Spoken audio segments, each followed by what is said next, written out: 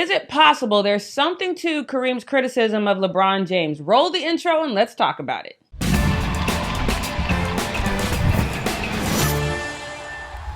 What's up, everybody, and welcome back to The Fumble. I'm Jackie Ray. You already know the deal. You can find me on all things social media at Jackie Ray TV. But first, you know I need you to hit that subscribe button and that notification bell. Now, I know a lot of people are weird and look down on older people, which is probably why our society is crap crazy, because we all have this wisdom that we're just passing over.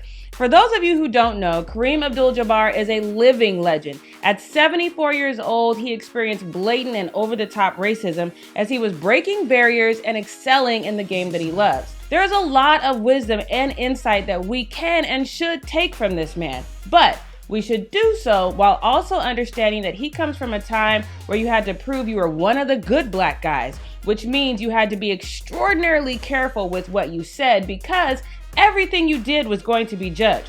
So before the game against Denver and the second to the last nail in our playoff coffin was issued, Kareem said the following criticism of LeBron James, saying, quote, "Some of the things he's done and said are really beneath him as far as I can see. Some of the great things that he's done, he's standing on both sides of the fence almost, you know? It makes it hard for me to accept that when he's committed himself to a different take on everything. It's hard to figure out where he's standing. You've got to check him out every time." Specifically, Kareem cited LeBron's Sam Cassell dance as well as this post to his IG regarding COVID. Now, y'all know I do not at all agree with Kareem on either point, but that doesn't change the fact that he kind of has a point.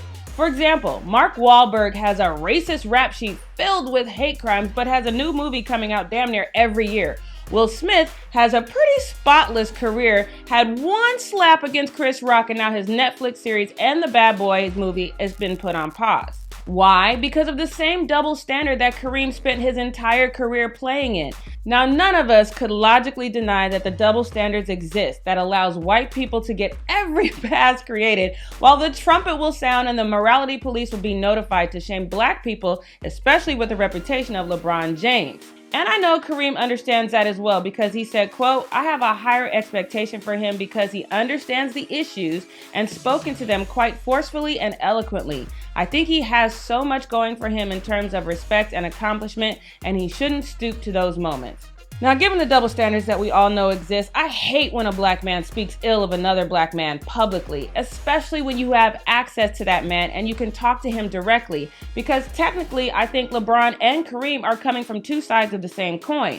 So the hero in this situation is Carmelo Anthony, who said, "In our community, we need those tough conversations. So if Kareem wants to sit down and talk, if Bron wants to sit down and talk, I think that's a conversation that needs to be had. I don't think that we need Kareem lashing out at Bron, and you haven't seen Bron saying anything about Kareem. I think that would be a powerful conversation." Carmelo Anthony once again for the win. Now, Kareem has said he's open to a conversation and posted this tweet in response to the hoopla over his comments.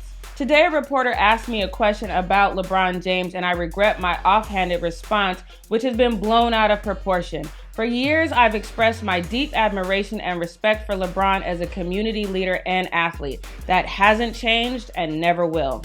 LeBron, I feel like we probably are cut from the same, keep my name out your mouth cloth, but I think the outcome of this conversation would be a learning moment for all of us. But what do you guys think? Should this conversation happen as soon as possible? Let me know your thoughts in the comments below. Once again, I'm Jackie Ray. Thanks for watching The Fumble."